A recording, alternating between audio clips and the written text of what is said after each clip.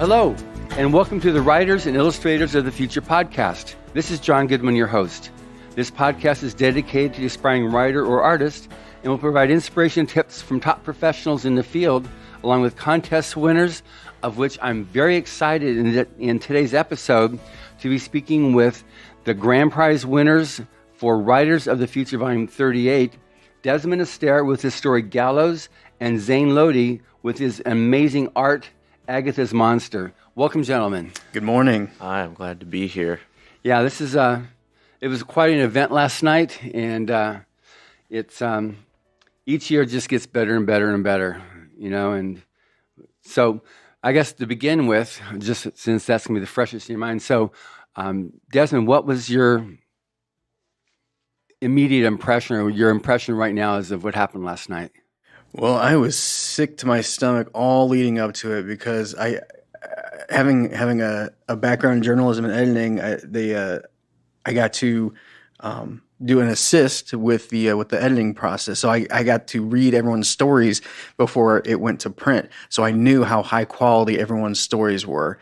I knew that this volume is amazing. This is probably my favorite volume since 33. And knowing the competition, I'm sick to my stomach up through the whole moment. And then, the gala itself was amazing. I mean, you talk about 5-star treatment, the best salmon meal I've ever had. The presentations, the speeches, it was fantastic. So I'm trying to enjoy it, take it all in, and at the same time knowing this big moment may or may not be coming. And it was a very, very enjoyable experience. That's awesome. And what about yourself, Zaine?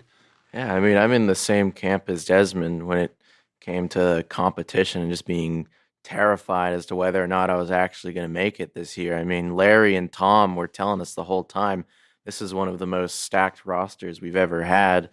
We have so many talented artists. We have Brett, we have Tenzin, who's in high school, and he's in this competition. I mean, it was really, really nerve-wracking up to the point. And then when I actually ended up getting it, it felt like all that energy just released, and I just exploded, and I was just so happy. I didn't even prepare a speech because I wasn't sure if I was going to win. And I told you, you proved me true yet again when we go over the whole thing on the event and acceptance speeches. Now, you're able to go up and say, I had no idea. I didn't think it would be me. I didn't prepare anything. And just it gets said, no matter how much I say, try to prepare something, it's invariably the first thing out of your mouth is, it so wasn't me. I just didn't, think at all. It was, so that's funny that you say that, even despite telling you.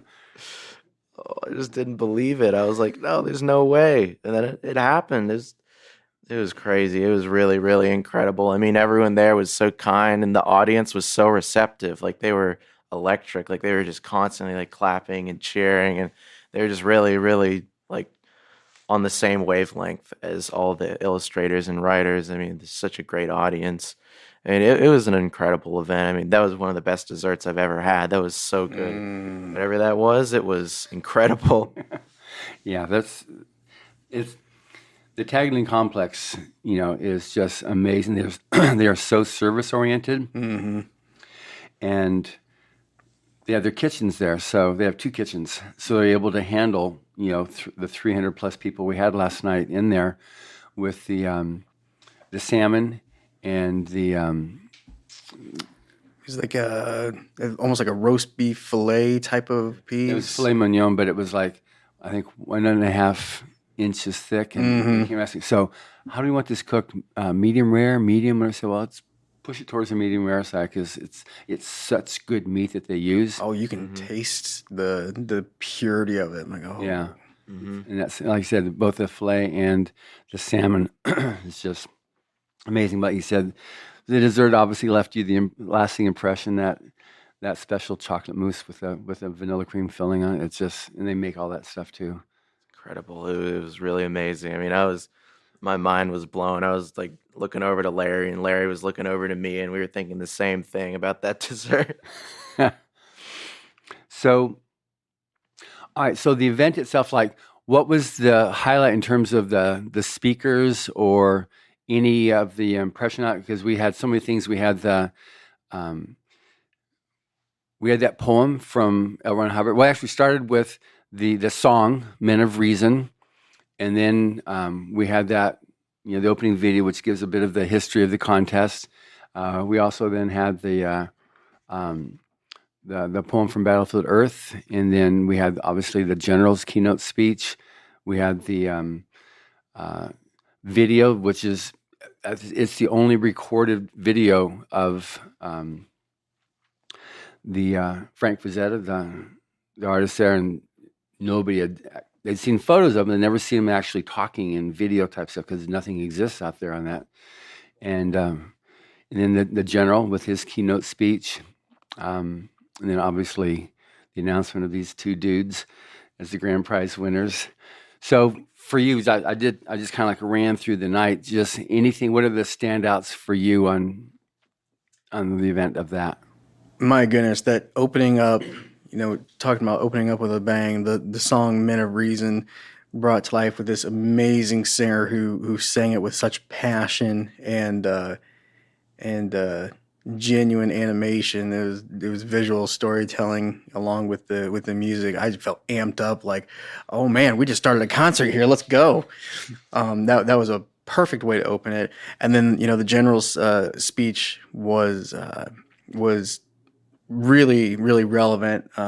He being the recently retired commander of the Air and Missile Complex here in California was extremely relevant because he being leading the cutting edge mission of the Air and Space Force as the emerging technology, and of course he's an avid sci-fi fan. He's kind of a unique perspective as to where the world is going, could go, and the importance of that, and he was able to share that with that. So as both a writer and someone who appreciates that emerging world as well, that was really neat to see. And then of course the reading of the poem was so powerful. Declaration of Peace. The Declaration of Peace poem, that was really just, the presentation was so artistically done that you felt the theme come out and reach and touch you, make you think, oh, I'm feeling something, I'm thinking something, and which is what art is supposed to do. Mm-hmm. What about yourself, Zaine? Yeah, I mean, I completely agree with everything that Desmond said, but not to retread on that territory. One of the most impactful things to me was the Frazetta talk. Frazetta's been my hero since I was like a kid. Like, I've loved his work. Like for Conan, I've like always had that image up all the time, and it's just beautiful. And what he said about design coming first and the idea coming first is super, super important. I mean, he really, really knew what he was doing. He was an incredible technical painter, but he put his concepts before his technical paintings. He did a lot of interesting stuff with his anatomy, and interesting, I mean, he kind of fudged it, but it looked perfect because it matched his design, and it was great. I mean, everything that he made was incredible, and he'd do it like a day or two in advance of the deadline. Like, he was really, really awesome. So actually getting to see him talk, it's like, oh my God, it's like I just saw like Moses talking or something. It was absurd. I mean, it's like something out of a dream to see that man. I think as soon as I get to Florida again, I live pretty close to Boca Grande, so I can go straight to the Frazetta Museum and just hang out over there and go look at some of his work. Yeah, what we'll do after this, I will connect you up then with Sarah Frazetta. She's the granddaughter, and to set up a tour. Oh, that'd be great. That would be so cool. Okay, good. Yeah, she's. I mean, obviously they're good friends, and so we'll definitely arrange that. So now, your journey as an illustrator. So you started. Oh, when? I started. Let's see. I started like just like being interested in illustration when I was really, really young. I think I was like six or seven, and I used to draw with my mom all the time because she always nurtured my creative spirit, and she like kept pushing me to draw. She'd buy me sketchbooks, and she would do all this awesome stuff for me. And then, it slowly developed over time. Like, I live right next to the Ringling Museum, so we went there a lot, and I got to draw like sculptures. I got to look at all the paintings. I mean, it was really really inspiring. I got to see some of the greats when I was just really really young. When I was like 8 years old, I didn't appreciate it as much as I appreciate it now. Like if I could do the same thing for my kids, take them there and see those incredible paintings and sculptures, I mean, that'd be a life-changing experience. But I'm sure they'd take it for granted too. Yeah. But yeah, I just developed over time. I really, really loved the medium. Um, it just So the medium is specifically is uh, using Photoshop or pencil or oh, watercolor or yeah. Well, it started out as pencil when I was young, and then it moved forward to watercolor, and then it moved forward to acrylic, and then finally to oil, which was in high school. And that was when I used to buy a bunch of really cheap masonite, which these big, like giant boards, and I'd gesso them up, and then I'd slap them into the classroom, and I'd start painting oils on them. And I used to go out all around. I used to take my bike and these huge canvases and like an easel, and I would just drive around not just my neighborhood, but the whole like county in my little bike. And I would just set up and I would paint all day. And then I'd come back home and it'd be night and I'd be like, oh, this painting's terrible, but at least I did it. Mhm. And I learned a heck of a lot from it. Every single time I did it, I learned something new. So those terrible paintings progressively got a little less terrible every single time. And when it came to actually coming into university, like going to college, I And went. it's quite a testament itself saying that, oh yeah, I go to Ringling. It's like it's already known as one of the top art colleges, art schools in America. Oh yeah, they chew us up. I mean, they're fantastic. I mean, they really really push their students, especially students that they see are like driven. They push them to their limits. Like I've had many nights where I've slept 2 hours or less because I work early in the morning all the way up to the evening, and I'm not working on one painting. I'm working on like two or three at a time because I don't like to spend 100 hours on one painting. I like to spend 20 hours on 5 paintings. And I think that's just a better way to do it. I think that's the way that Frazetta would do it too. So I'm like, if there's anyone to emulate, it's got to be him. I mean, he's legendary. That's awesome. So now, how far along are you at Ringling? I'm in my senior year. I have about a month left to graduate. My thesis is due in about a week. Have you Congratulations. started it? Oh, heck yeah. I've been on my thesis. It's just, we took a quick Take this break intermission for this. here. Yeah, take a quick intermission. I mean, it's worth it. It's worth it. I'm willing to spend an extra however many hours over the next couple weeks, or I guess week, to get all those illustrations done. I can handle it. I mean, I got a huge support system. I mean, my dad, my brother, my girlfriend, my mom, all of them are there to support me and, make sure that I'm not like having a mental breakdown after all these paintings. That's great. Thanks. Now, Desmond, yourself, your journey. Well, it started out as being a reader. I remember in preschool being upset that my best friend could read and I couldn't. So learned how to read. And then in by second grade, I was reading as much as I could. There was the accelerated reader program, the booklet program that incentivized reading, and you got to take quizzes and mark progress, and that was really fun. So I did that, and I remember trying to check out. I think it was a modest novel, modest sci-fi novel. And the librarian said, this book's too big for you. You need to pick out another one.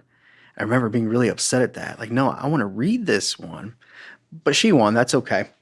And then by, I think it was somewhere around 13 or 14 or so, I was checking out all the trade paperbacks that I could out of the public library. One of those was the Star Trek Strange New Worlds anthology that Dean Wesley Smith edited, which was exactly what it sounds like, a collection of Star Trek stories. Loved it. At the end of it, realized it was a contest where fans were creating essentially fan fiction and sending it in for submission to be published. And it dawned on me at that moment that these weren't like pro writers, these were fan writers, and I could be a fan writer if I wanted because I like stories and I can tell stories. So, And by the way, Dean, he's unabashedly says, I 100% copied Writers of the Future in creating that contest. Yes, he did right off the bat. As soon as we met him during our workshop, he said that did Star Trek Strange New Worlds anthology, which, by the way, we ripped off from Writers of the Future, which I did not know that, but the format is identical. Yeah. I mean, minus the, Writers of the Future, of course, the incentive to win is to come and do the workshop and learn from the industry leaders. Whereas, with Strange New Worlds, it was, publication. Mm-hmm. So, but yeah, the format was identical. Yeah. Really, really neat. So I started writing for that. I didn't get picked up, but it was that chasing that dream and then learning how to format manuscripts, learning, how to tell stories, the elements of storytelling all along the way. In the internet age, you could pick up that stuff. There's no limit to learning. And so I just kept doing that. And then about 4 years ago, I learned about Writers of the Future from a Volume 33 winner, Stephen Lawson. We work in the same industry, and I came across a story that was written about him winning. So I emailed him and said, hey, professional writing is what I'm aiming for too. Do you have any suggestions of how to get there? He said, check out Writers of the Future. That's the great way to go. And here we are today. Absolutely. That's so cool. So now, just curious, did you have anybody watching you last night? Oh, of course. You were by yourself at the event last night, right? Yeah. But did you have any people watching you at the? Oh, yeah. What was their reaction? Absolutely. They were ecstatic. I mean, my dad, my brother, my mom, my a close family friend, my girlfriend, they were all watching and texting me the whole time. My girlfriend's friends were watching because she told them to watch because they were banking on me winning. And that made me so happy. I mean, it was so amazing to get all the feedback from everyone. And my dad was making Instagram posts where he's recording it and reacting. Oh, wonderful. Oh, that's great, that kind of support. And then yourself, Desmond. I'm still trying to go through the texts. I'm still trying to catch up. That's a really awesome thing to have that live streamed and live stream broadcast so that everyone can be a part of it. I mean, that's like I said in my speech last night. I was one of those people watching the live broadcast before I started entering, and then living vicariously through authors coming up on stage and living in that moment and saying, I'd like to do that. I think I'm going to try to do that. And so, of course, the family's freaking out, friends freaking out. I have, some writer friends that are considering going in the direction of, perhaps working up the courage to put themselves out there. I hope that them seeing what can happen when you do through, for my avenue was Writers of the Future. And it's, even if I hadn't received the golden pen, the workshop has paid dividends that will last a lifetime. Like, you don't even understand the quality of and saturation of knowledge from everything from the elements of storytelling to the business end. I just hope that people get some sense through the speeches I made of how amazing this Writers of the Future opportunity is, and throw yourself out there, start submitting stories. Don't get discouraged if you don't place as high as you want to. Just take that as encouragement to keep submitting different stories until one hits, because that means you're on the right track. Yeah.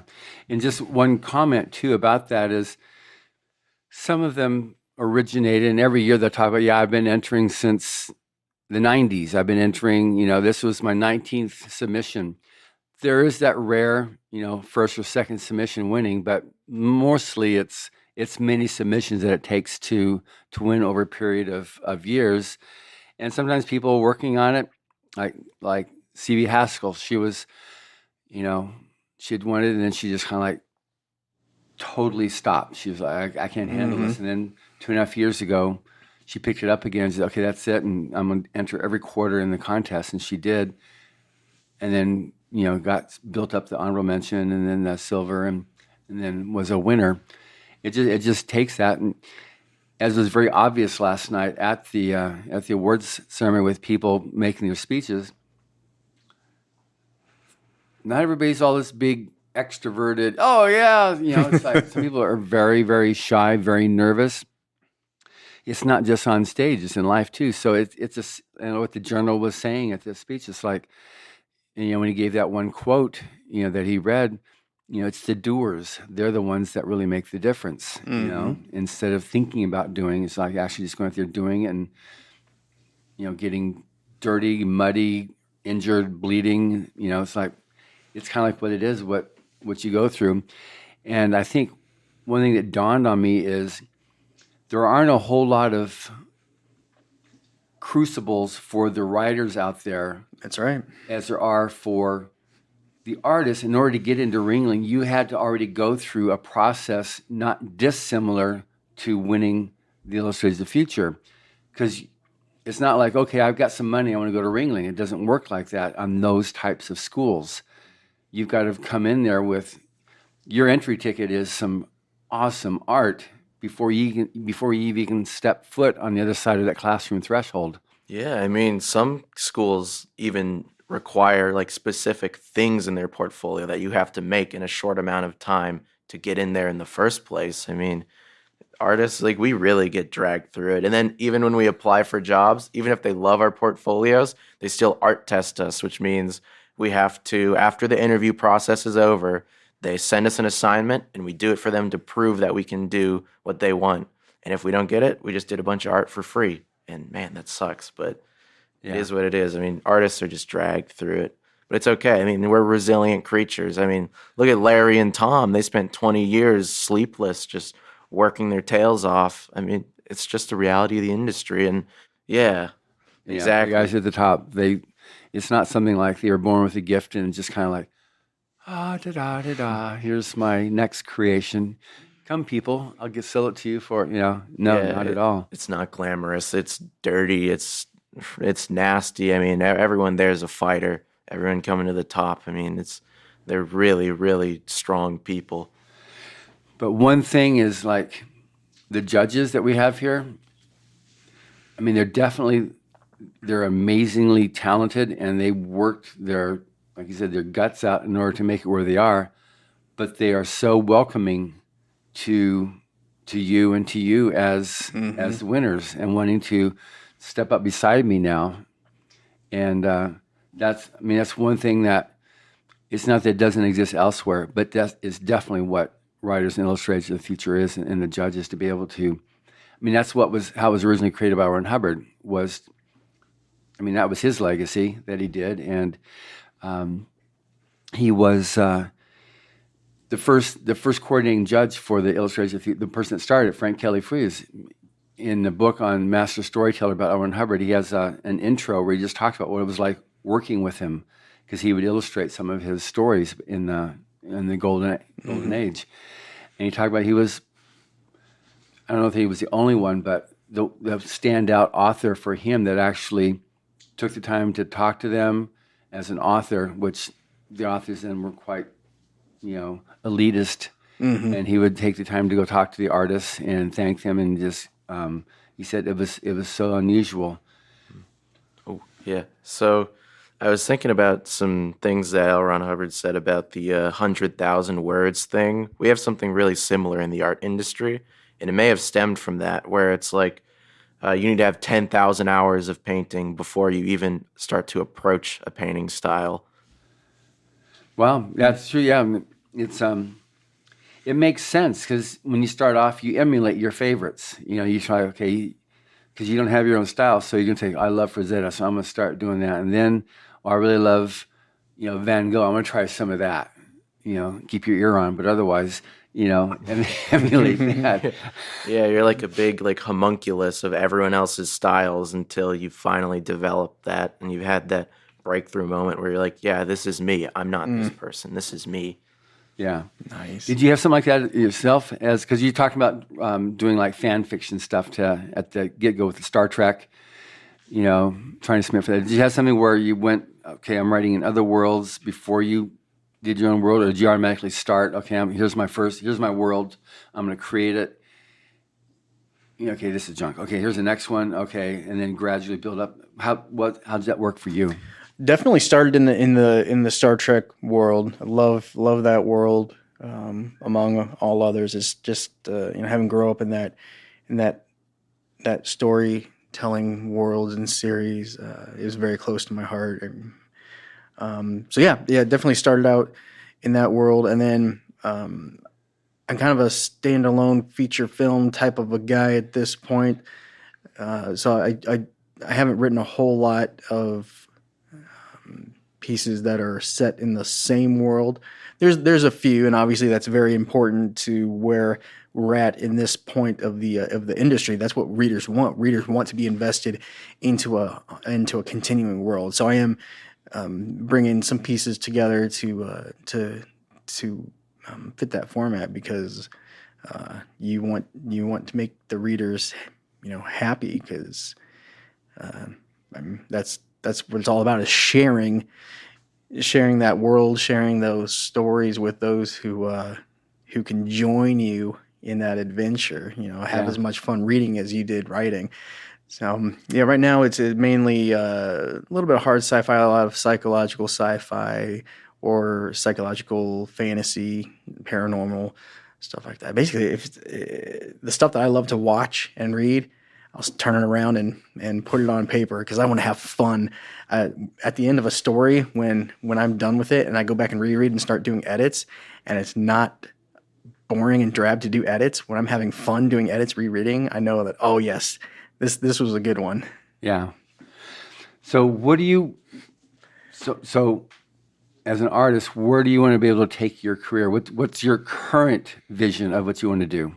My current vision, I want to work in the games industry. I want to be able to reach a lot of people with my art. I think that's why I like the games industry. They're so widely circulated, and being known as like a game artist or a concept artist or a really, really good modeler, people will kind of recognize that work, and they'll see it as part of these big projects and say, hey, I like that piece, or I like that little character. I like the way that barrel looks over there. I just want to reach as many people as possible. I just love when people can see my work. Even if I can't hear what they have to say about it, I'm just happy they're seeing it. So which judge or which part of the workshop best resonated with you then, based upon that? Based upon that, I think Max had a great lecture about game design, and I actually linked up with her. So Max is Irmak Kevun. She was a winner last year. She's from Turkey. Just an amazing artist, and that's why I invited her specifically, because I really liked her a lot last year. Okay, she's somebody I need to stay in direct touch with. So I called her. Would you like to come speak? Sure. Yeah, I mean that was a great decision, because she works directly in the games industry. She works for 2K now, it's a big company. So I've been linking up with her on LinkedIn. We've been talking back and forth, and that's great. Told her about the win last night, and she's like super excited, and she's thinking about hiring me or getting one of her friends to hire me for a project that they're working on. So it's like there's so many amazing connections. I was even talking to Tom and Echo, because I'm a 3D modeler by trade. Like my actual job that I work right now, while I'm doing school, while I'm doing all this, I work as a 3D modeler for a games company in Florida. And so Tom and Echo and everyone were like, hey, do you want to do 3D models for us? Do you want to do this? Do you want to do that? I'm like, heck yeah, I can do that. I don't mind working 3 or 4 jobs. I can handle it. Yeah, absolutely. That's awesome. That's one of the things that's really cool tool about how all of a sudden it just starts clicking, the connections. And there's, some major authors that have gotten their start, obviously with the contest. And then from there, a judge, like Patrick Rothfuss, he wrote this series that's which is the final book's coming out pretty soon, but he was taken under the wing by Kevin Anderson, introduced him to his agent, and that's how he got his launch. And there's just so many different writers and artists, But the main thing is connecting up. You got the art illustrator and the writer says, can you do my next cover? Can you do this cover? And it just goes click and it just starts sparking really fast amongst everybody. That's such a cool story. Yeah, yeah. Oh, I had a lot of cool stories from my time here. It's great. Yeah, the connections part is huge. I mean, I used to not be super social. I used to like being my artist and just laying in my artist hole doing my paintings, but I started like really branching out and trying to get everyone together, and I've just like talking to everyone, like doing group chats with everyone, getting everyone close together, setting up lunches and stuff. And I remember when Larry first talked, I waited till the end of the We're talking presentation. about Larry Elmore here. Yeah, Larry Elmore. And we were all creator of all the original Dungeons and Dragons art. Just him. Yeah, he's legendary. But he was so amazing. He's like this amazing like art grandpa. He's so great. And I just waited till the end of the talk, and he was just talking to people, and then I was the last one in line, and then I talked his ear off. He talked my ear off, and I was like, "Hey, do you want to take this conversation somewhere else? Do you want to go get lunch?" And I just took him out to lunch, and I just had lunch with Larry Elmore when I first met him. No, that's something that it's unreal to the general layman, but to a specialist, like as an artist, as a writer, being able to just go sit down and we have our barbecue, and there you are, chatting with Larry Niven, who's like a god of science fiction. Were we sitting with Larry Elmore at the after party last night? Yeah, oh my gosh, with the glasses and the little beard. Me and my wife were sitting next to Larry Elmore at the after party last night, just hanging out, and I had no idea because, I hadn't got to intersect a whole lot with the illustrators. We were only writers of the future, man. We're sitting down with living legends, like regular folk, and just having a good time. And I had no idea until now. Oh my gosh, Dungeons and Dragons. Yeah. Larry's just a regular guy that it just so happens to be one of the most influential painters for Dungeons and Dragons ever. And Dragonlance following that. Yeah, good Lord, he created all the Dragonlance stuff. That's even more popular. Mm-hmm. That's him. Only at Riders of the Future, man. Yeah, Larry's great. I got some old fashions with him. It was fantastic. Oh man, he's got a good taste. Yes, definitely. So now on the workshop, so we've addressed that a little bit. So you said Max with one that resonated best with you, which I figured that would be your answer after you described what you wanted to do.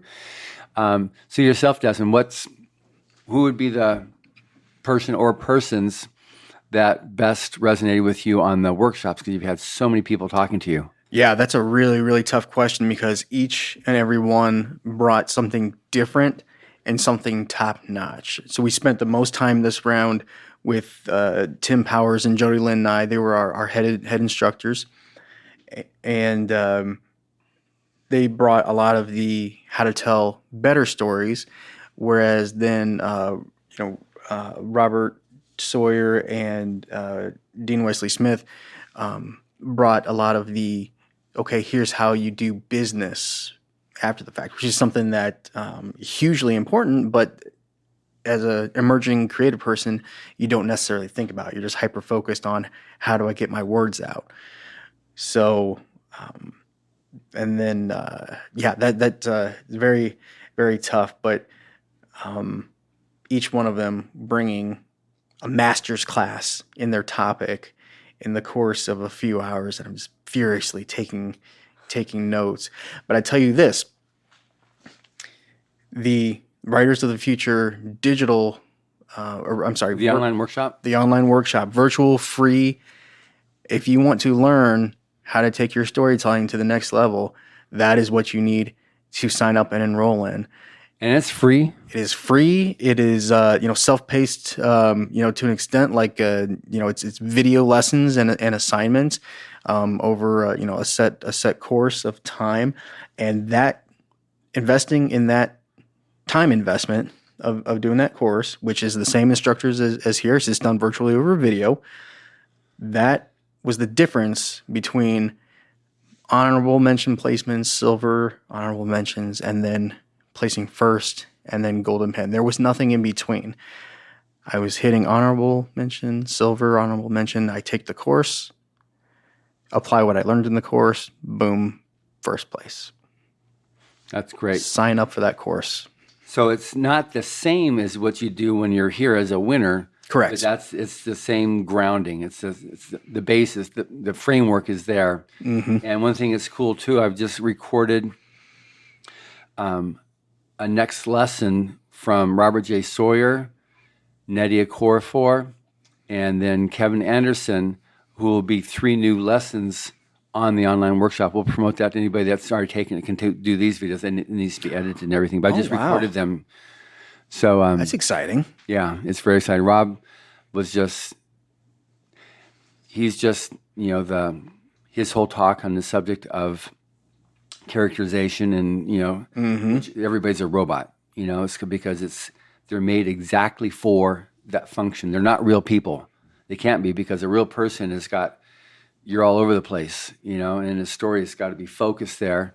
And then Nettie did a whole segment on self-critiquing and how to do that and why it's so important. Wow. And then Kevin obviously has just amazing on the business, business of writing. So for yourself now, as an artist, like I said, it's a bit different for the illustrators than it is for the writers, because you've, at least for yourself, being Ringling. I don't think not everybody's.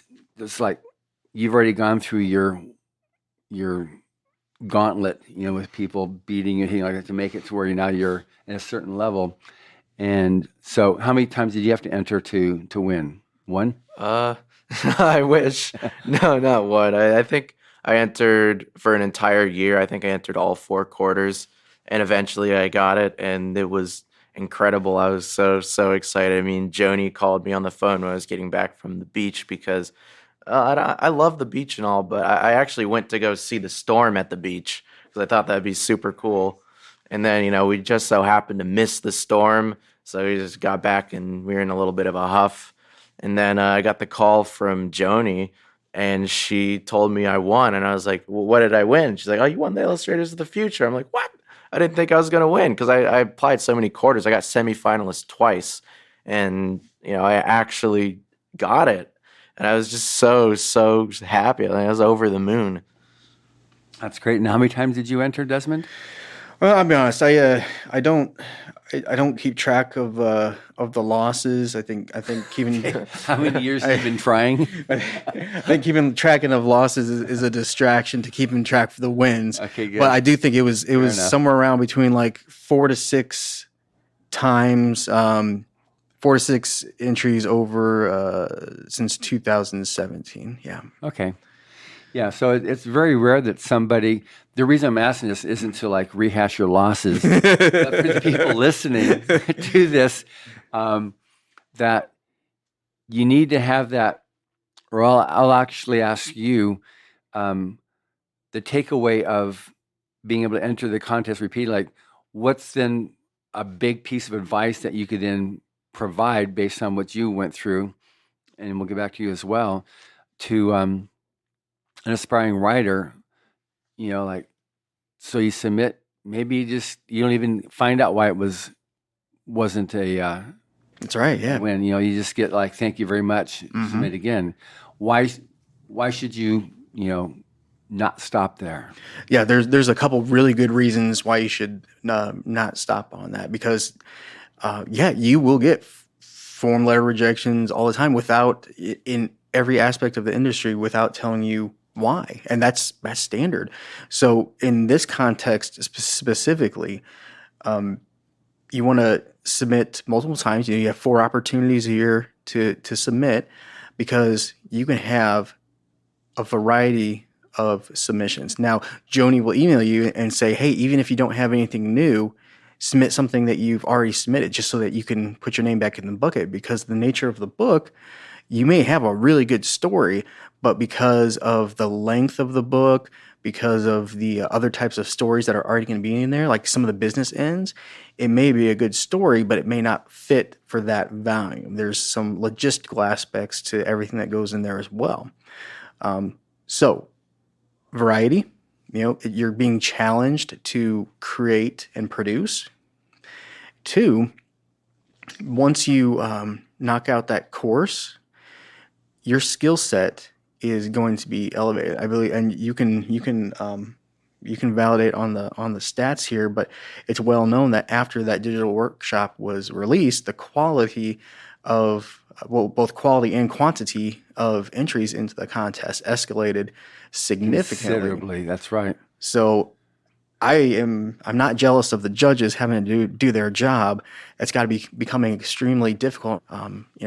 It is a fact that as the quality of storytelling goes up, and it is a very much a date coincidence that when we issued the online workshop, because Dave Farland said it is so much harder now, and you can see the number of honorable mentions spiked that year when we launched it because of people learned so much, so we took a lot of time out of a person's arc to becoming a writer, and what we're looking for. And obviously Rise of Future is a market. We're looking for the PG stories.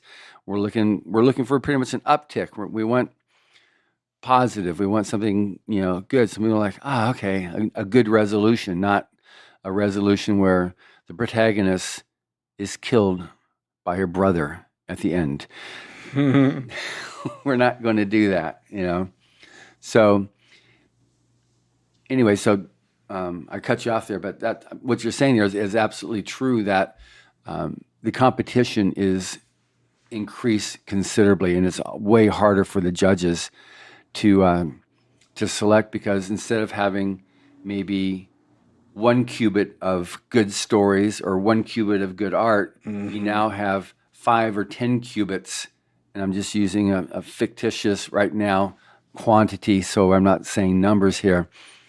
But it's just a lot more to choose from because of this. Mm-hmm. So on the illustration, on the workshop, it's grown a lot. It's changed a lot over the years, because illustration, when we first started the contest, it really was Illustrators of the Future, because it was illustration of book covers, the inside panels for stories. And that's who the original judges were. And these are some of the biggest names in art who were the first judges, So, like Will Eisner, and there's an Eisner Award for him. He's the one that's the grandfather of sequential art comic books.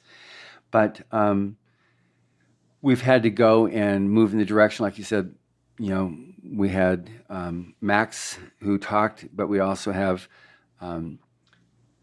all the different formats and stuff. So any particular comment on the array of art direction that is provided in the contest, and anything else that you think would even improve on it? Yeah, I think there's an incredible array. I mean, Larry's a traditional painter. I mean, you don't see many of those nowadays. So he was incredibly, incredibly important in just teaching work ethic. I think that's something that everyone should take away from his talks.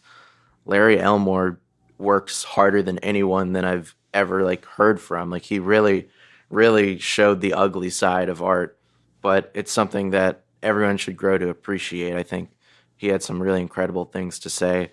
Tom was the same way, but Tom moved into digital before a lot of other people did. He started using Photoshop in the 90s. So, he was there to see it grow. So Tom had some great insight on the digital side of art, especially, or at least the 2D digital side. And then Echo had a lot to say about the business of art, because she's incredible at marketing herself and, selling her brand. I mean, she's really, really widely circulated. So it was great to hear about all the business stuff and how to price and how to handle customers and how to, sell yourself as an artist. And then Max was, she's newer, so she is there for that part of the game industry. She's, telling us about Substance Designer and Substance Painter and all these programs that I love talking shop about, because, that's my job. So it was incredible just to have the wide array that it is. I mean, if there's any way to improve it, I guess just have some more, maybe have a strict, somebody that does 3D modeling as their job, maybe. I don't know. It was almost, I think it was perfect. Honestly, I think it was perfect. I think there was such a great variety of people in there and so many different perspectives, and it's been valuable to everyone else. That's great. Thank you. Yeah.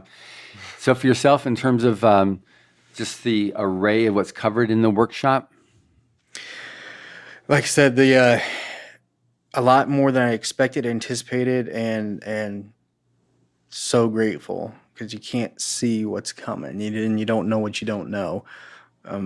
Really, that virtual workshop is like a writer 10 or storytelling 101. When we get here, they're expounding or building on that already. So we got deeper into the elements of storytelling. If you don't have a baseline knowledge when you get here, then you may get lost real fast. So one, I mean, if you're writing and submitting, you at least have some knowledge of storytelling. If you take that virtual workshop, you're going to be good to go. And then 3, you get here and we start deep diving into how to take it to the next level. That was about the first half of the workshop. And then we bring in the experts who are making a living writing, and they share, hey, this is how I got here. This is what you need to be thinking about as someone who's going to be financially, successful, and thinking you need to be thinking. Here's the things you need to be thinking about now, so you don't make the same mistakes I made when I was in your shoes, because this world could pick up really fast. You're in a position now, because writers of the future, you're in a position now where you need to start thinking about this stuff and not make mistakes in the business end.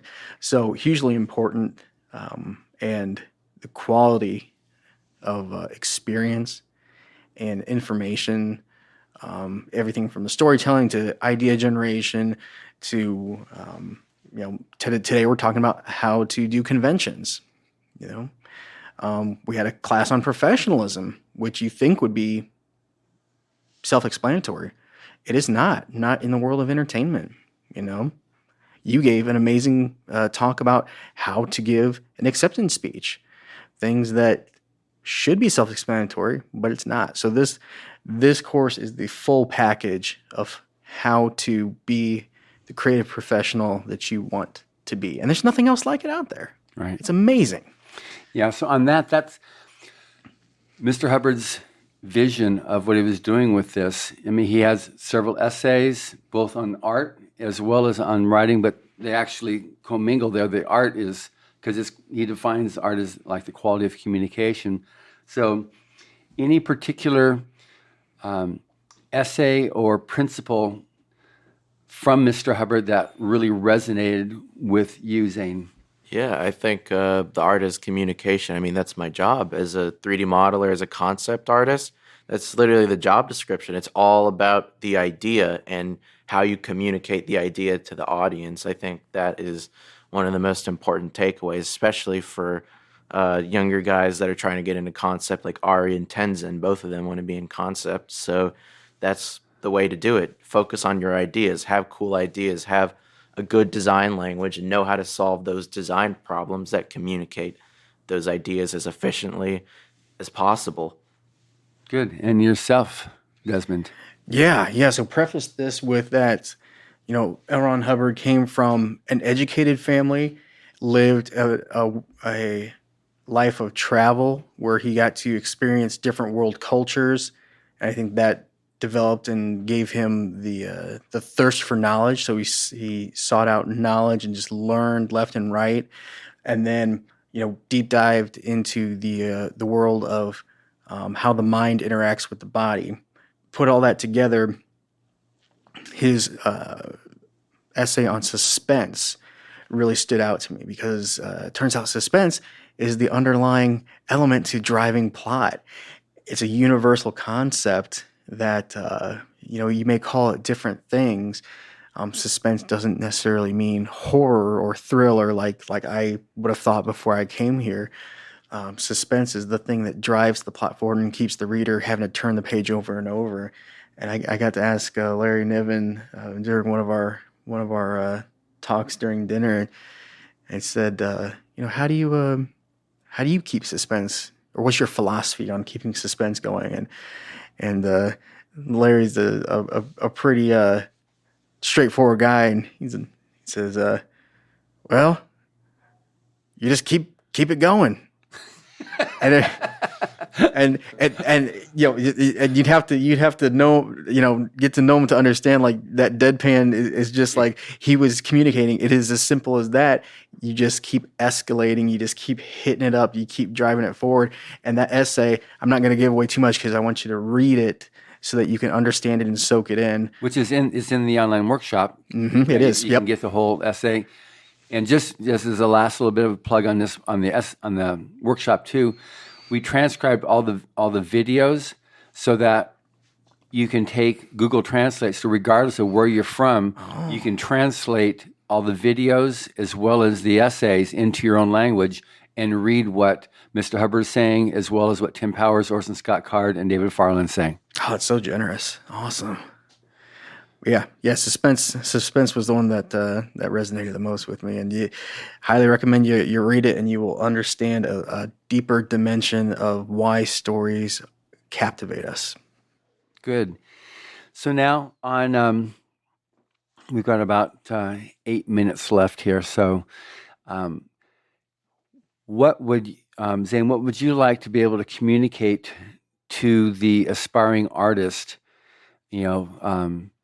Either things that you had to overcome, because you had a great speech last night. It was really, really nice. So you definitely had points where you're ready to just quit, throw in the towel. Okay, that's it. I can't handle it. So talk a little bit about that and what made you decide, okay, I'm going to persist. Well, first of all, it's great to have somebody to support you. Like my girlfriend, she supported me through that. But I would say just have a change in your mindset. Don't feel bad for yourself. Don't think, oh, I can't get through this, because then you end up not doing anything because you're just thinking about not being able to do it. You just think it's never going to get any better. Just push through.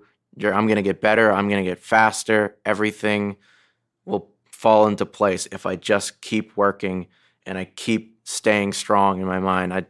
There's no... You had a thing that happened, though. It's easy to say when you're on the other side of that wall. Yeah. But when you're on the wrong side of the wall, so talk about that, because I think that's going to be more real to people that are struggling. Yeah, so for a little while, I was actually like incredibly miserable with my work, and like, I worked a job and I did school at the same time. I'm still doing it, but I was just coming back home and complaining and telling my girlfriend about all this stuff that I hated, and I was like, I'm tired of this. It's not getting any better. I thought it was going to get better. It's not getting any better. And she told me she was tired of hearing me complain. And I was like, I was stunned. I was like, what? What? You're tired of hearing me complain? And she was like, yeah, it's not going to get any better. It's only going to get worse. So you just need to change the way you think about this. You need to just understand that you're going to improve as an artist, and everything is going to fall into place as long as you don't break. Just don't break. And I was so close to breaking. Like I was almost ready to just stop being an artist and just be like, okay, I'm just going to do like, maybe I'll be a texture artist for a living, just work with nodes and like do like all this technical stuff. No, she pushed me to keep doing what I was doing. And I think being able to persevere is incredibly important as an artist. You have to be able to do it's not just like a long walk or a long run. It's a long sprint. It's a lifetime sprint, and you just need to be ready for that. I know it sounds terrible, but it's one of the most gratifying jobs you could ever possibly have. You get to see yourself grow, like not only as an artist, but as a person. Like your art develops with you. The more you experience in life, the better your art gets. So I think being an artist is incredible, and you just need to persevere. And if you're applying for jobs, especially in the games industry, you're going to need to apply for hundreds before you get a response back. And sometimes those interviews don't come through. You'll go to the second one and they'll say, no, we don't want you. And you just keep reapplying. Do the same thing with this competition and everything will fall into place. That's awesome. And yourself, Desmond, anything where you had that same type of thing where it's advice for the aspiring writer, but where you were almost ready to say, or maybe you already did throw in the towel and then had to have the towel through the laundry and back in again. No, I've never wanted to throw in the towel, but there were things that got in my way, and here's what got me out of my own way, and I touched on it a little bit last night, but you have to never stop learning. I don't know what I'm doing, and that is why I am successful in anything in life, because I'm seeking out to learn how and why to be better. If you think that you know what you're doing, you may want to consider that maybe that's not why you're having successes. We always have to keep learning. Actually, Mr. Hubbard has a datum on that, that the primary barrier to learning is thinking that you already know it all. I mean, it's a universal truth. I mean, Yeah. I could go on and on, but two is you got to set objectives, because this business is not forgiving to leafs in the wind. You have to say, okay, writer me, I'm going to complete this by this time, and then I'm going to submit it here. You have to commit to yourself that you're going to do this thing. Otherwise, this hobby is just going to run you over, and then you're going to get sad and depressed of why you're not seeing this thing come to life. All you had to do was set an objective, and it helps provide structure and goals. And then the third one is when things do go wrong, you can't. There's this concept called radical acceptance, where sometimes you just have to accept things they are, not place a judgment that, I got rejected and that was a bad thing. You got rejected, and that was just an event that happened in life, because it happens to every single one of us. 97, I think the percentage is 97% of the time. You have to roll with it, and you have to keep rolling forward.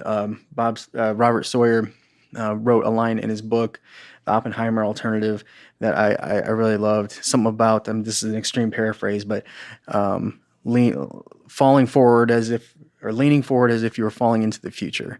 That's what you always have to be doing, because if you get stuck in the now, getting hung up on the losses, then you're not going to move forward. Yeah, you were saying something about something happens, good. This happens, good. That's a concept by Jocko Willenick, who's a retired Navy SEAL, and he would, when his troops would come to him with what was going wrong, which in that line of work things go wrong all the time, he would reply back, good, and then they ask him, hey boss, why do you always tell us good when things are going wrong? And essentially it's almost like a motivated silver lining perspective. You have to see the opportunity in the failures, because if you let the failures and I say failures as a me term for the bad things that go wrong, if you get stuck in that, then it will destroy you. But if you find the silver lining opportunity, what is the good that you can find in the bad, that'll carry you forward. And we in the artistic world, we can only afford to go forward. We can't get stuck here. Good. All right, so as we wrap this up, Zaine, how can somebody find your amazing art? Where's the best place for them to go to find you? All right, so if you want to see my professional work and my portfolio, you just go to zainel.artstation.com, and that would be spell it, yeah. ZAINEL.ARTSTATION.com. Great. And yourself, Desmond? The website is desmondastaire.com, and then I'm also on Instagram and Twitter at Desmond Astaire. Good, and that's not the Fred Astaire. This is the Astaire with an E on it. Yes. Yep, that is a Desmond, last name Astaire. Excellent. Well, gentlemen, it's been amazing. This is the one I was really looking forward to a lot, because, nobody knew who was going to be the grand prize winner. So it's always fun to get like, okay, so what was it like and how'd it go? And what you going to do now? So this is great. So I'm very much looking forward to reading your future stories, Desmond, and actually seeing your art. And I definitely will follow up with you with Sarah Frazetta to connect you there, so you can see Frank Frazetta's museum there in Boca Grande. And this is great that you're connecting up with some of the people already for future work. And thank you for listening. Subscribe to the Writers of the Future podcast wherever you get your podcasts. The Writers of the Future podcast is available on SoundCloud, iTunes, Pocket Casts, Stitcher, Player FM, iHeart, and Spotify. We've also been syndicated on the United Public Radio Network, where you can find these podcasts as well. The Writers of the Future series can be purchased wherever books are sold in the U.S., Canada, the UK, Australia, and South Africa, and available everywhere else on Amazon. Writers and Illustrators of the Future are contests created by L. Ron Hubbard to provide a means for the aspiring writer and artist to be seen and acknowledged. It is free to enter and open to new and amateur short story writers and artists of science fiction or fantasy. Again, thank you very much, Desmond and Zaine. Thank you, John.